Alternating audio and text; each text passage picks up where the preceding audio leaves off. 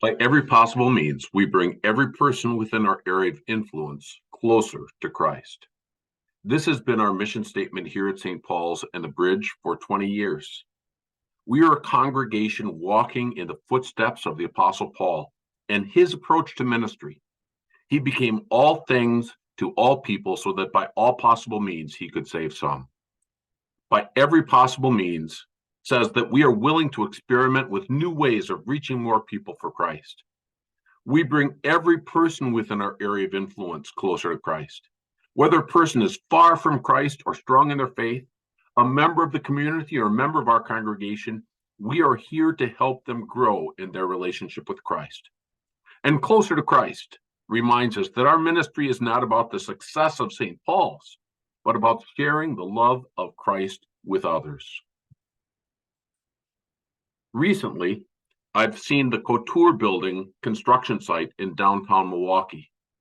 For a year, nothing was visible above the surface. Excavators dug down deep, foundations were poured, construction was in progress, but little could be seen. This current fiscal year was our laying the foundation year.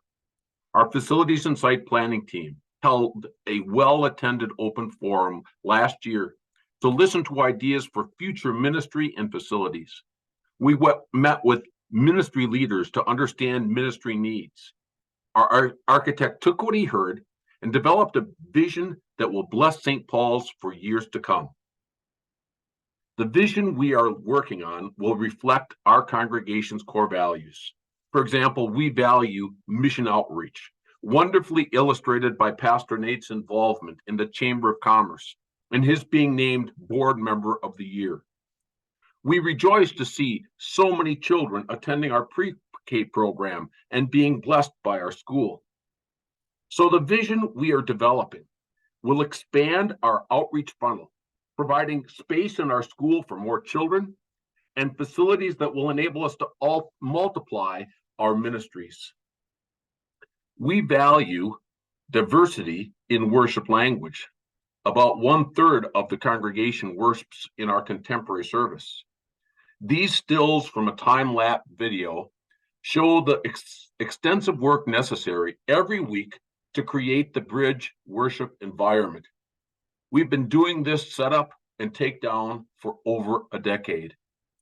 The vision we are developing will include a multi-purpose auditorium that will serve many purposes during the week and be a permanent home for the Bridge on weekends, so that our commitment to worship diversity remains sustainable for years to come. Our vision recognizes the importance of authentic care and community. We are thankful for the space that we now have to welcome people on Sunday morning. But imagine how wonderful it would be to have a much larger gathering space that encourages people to linger before and after service and build friendships. Our Savior loves children, and so do we. We want to continue to improve and expand our school to help parents build strong Christian families. We want to make our Sunday morning kids club more accessible and welcoming to parents. We are developing a vision that will strengthen the family church in a number of ways. This week, a friend of mine on the Muskego School Board asked about renting our facilities. What a blessing to be able to share our facilities with our community. That's one of our core values. A generous God creates generous people with a generous vision. The vision we are developing will provide more spaces to serve our congregation and our community. Our final core value is ministry excellence. One of our facilities and funding consultants said, what we are envisioning is one of the most exciting facility additions he has ever seen. This is an exciting time here at St. Paul's. Going back to that illustration of the Couture building in downtown Milwaukee, yes, we spent the last year laying the foundation for facilities expansion for developing the mission and vision. This fall, We will celebrate a vision reveal, followed by a capital campaign, asking God's people to consider what is God calling them to do to accomplish this vision. This is the vision for the Couture building. I can't wait to share the vision for St. Paul's in this coming season. By December of this year, we'll know the resources that God has placed at our disposal. We'll tweak the vision to fit the financial resources God has given us, and then present it to the congregation for approval early in 2024.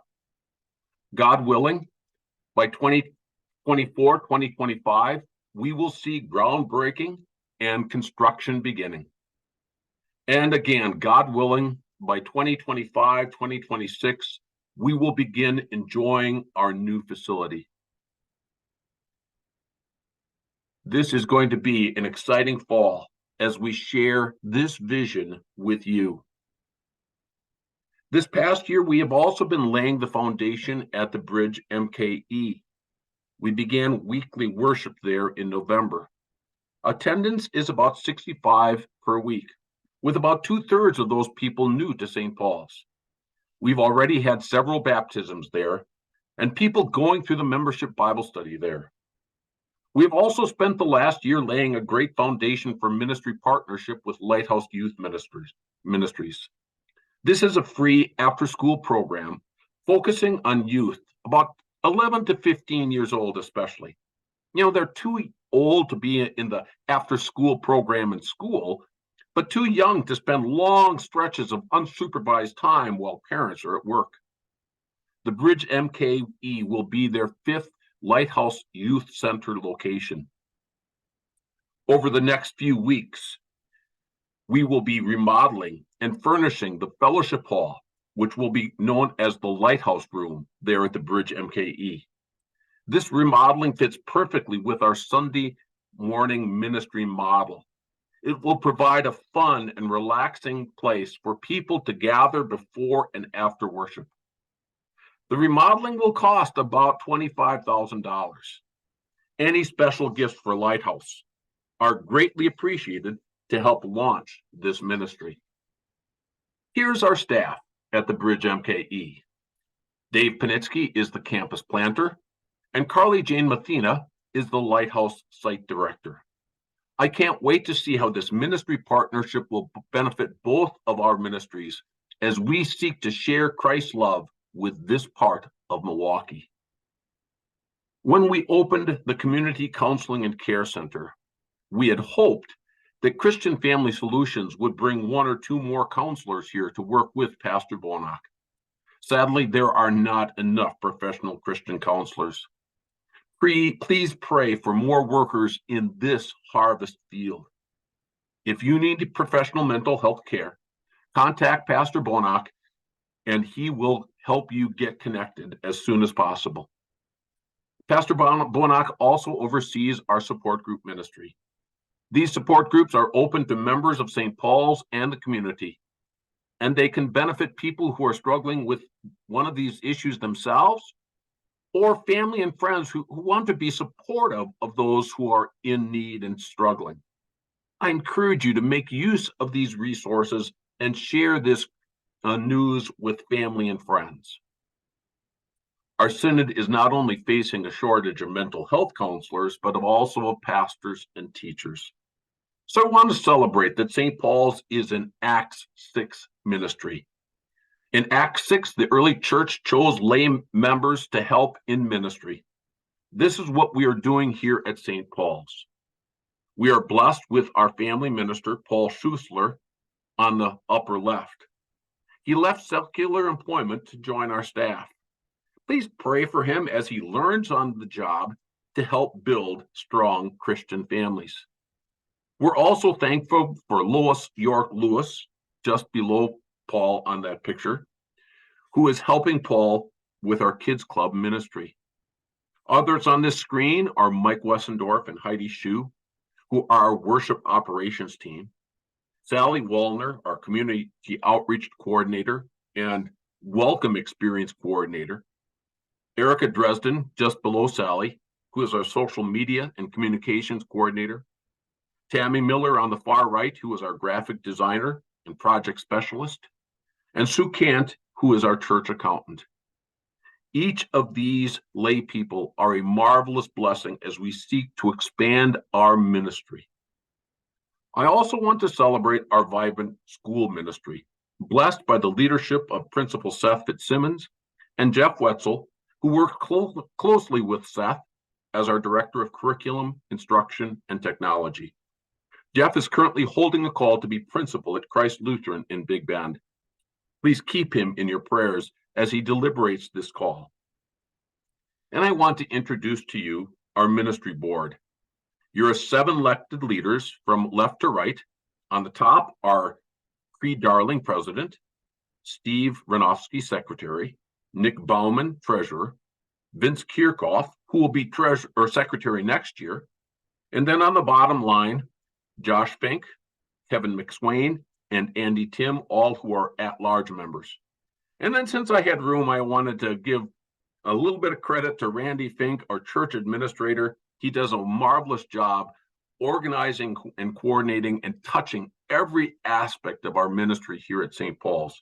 He is such a blessing to our ministry. And now I'd like to quickly go over some of the financial statements. The Treasurer's Report reveals the incredible generosity of God's people here at St. Paul's. In the first 9 months of the year, we have received $1.6 million for mission and ministry. Last summer, we fell behind our anticipated offerings.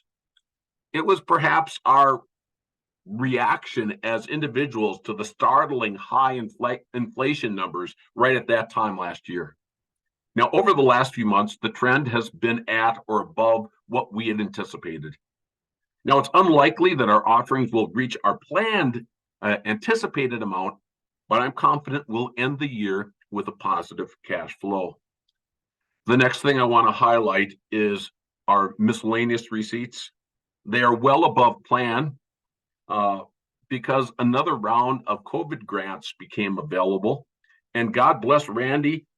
He recognized this as an opportunity, had the funds, the process completed, and we've received $144,000 in this COVID relief grant. I'm anticipating that we will end the year with a positive cash flow, and that entire $144,000 will go into our cash reserve for large maintenance and replacement items. Our compensation and benefits line is below plan, largely because the ministry board chose not to fill the youth minister, youth pastor position that is in the current ministry financial plan. We took this conservative approach to spending because of the economic uncertainty that has been just a fact of life over the last year.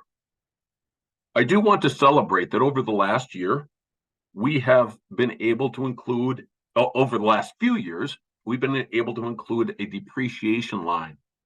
Now that money goes into our capital reserves fund to help with large ticket maintenance and replacement items. To me, this is all part of ministry excellence. We are striving to develop a ministry that will be sustainable over the long term. Finally, I expect that I also want to celebrate our synods, our support of synod and high school missions. There is just a little bit less that we have given to the synod than what was planned, and that's simply because one of our dear members sent a check directly to the synod and said, please count that as part of St. Paul's commitment. So we are at our plan of supporting synod missions and our high school. And then finally, I expect that we'll end the year with a positive cash flow. Any positive balance is then placed into that capital reserve fund. Now, the size of the capital reserve fund might surprise you, but on a campus as large as ours, maintenance items are very costly. Over the last few years, we've spent about $250,000 to replace the church roof, another $250,000 to replace the HVAC in the church, another $250,000 to replace the lighting system in the church. And then this past year, we completed the installation of a new HVAC system in the Trinity Gym addition for another $250,000. About half of it was paid in this current fiscal year. So the numbers look very large from a household budgeting perspective, but they are necessary for us to be prepared for these large items. Also on this sheet, you'll notice that there is an LES stabilization fund. At the end of the year, we'll determine if we're able to transfer some funds into this LES stabilization fund. This was established a few years ago, and right now it has about $230,000 in it. This was established a few years ago so that when the congregation faced some surprises in school, like a number of years ago, 25 students moved out of the area during the summer, and suddenly we had a major tuition deficit. Or maybe God blesses us in a way that he has with our current kindergarten class that has 45 students. What if we have suddenly a size class that we need another teacher? That kind of expenditure would bust our budget, but the LDS Stabilization Fund will enable our school ministry action team and ministry board to respond to those needs. So we'll determine at the end of the fiscal year if we can add additional funds to that stabilization fund. And then the various campus projects, that's just a placeholder. You never know what's going to break. We don't anticipate any major expenses this next year, but on a campus our size, 29 acres, actually 2 campuses with 11 buildings, there are going to be maintenance items. This next screen highlights the work of the 1322 team. 1322 is based on Proverbs 13:22 that says a good person leaves an inheritance to their children's children. Your 1322 team focuses primarily on helping people get their estate plans in order. That God's people who have been generous in life will also want to be generous as they make their estate plans, and we want to help them. So this year we are again contracting with SFC Estate Coaching to help you get attorney ready. So if you don't have an estate plan, or if you haven't looked at it for about 5 years, just reach out to me and I'll help you get connected with Tom Sly, our estate coach. And at no cost to you, he can help you get ready so that you are prepared to go to your attorney and with minimal cost, update or make your estate plan. Now, our legacy funds contain 2 different kinds of funds. The gift trust fund is designed so that you can use up your gift, or the congregation uses up your gift, distributes it over 5 to 7 years. The legacy fund is more of an endowment fund that you give that and you want that to bear interest, and then the interest is used for generations to come. Each of us has different preferences, and so we've offered both of these kinds of giving options. Now, as part of our voters meeting, we will be dedicating some of these funds that are available to specific causes. So this is the recommendation from our ministry board that $6,500 would enable us to double the time that Louise Abramowski is on campus to teach music in our classes in our schools. $4,000 to pay half of our portion of a pathway that will link St. Paul's campus and the Stony Creek campus, the retirement center just to the south of our campus. Many of our members live there. $10,000 towards our capital campaign costs. That doesn't cover all of the capital campaign that we'll have this fall, but it covers a significant portion of it. And as I talk about that, I should just highlight that Catalyst Construction has been very generous. They are providing capital fund campaign coaching to me so that we can save probably $100,000 in this capital campaign. we just want to thank Matt Burrow and the whole Capitalist campaign, Capitalist Construction Company. Then we also want to continue to provide support as we gradually bring these new ministries into our budget. So $50,000 to help us continue to build that Bridge MKE ministry.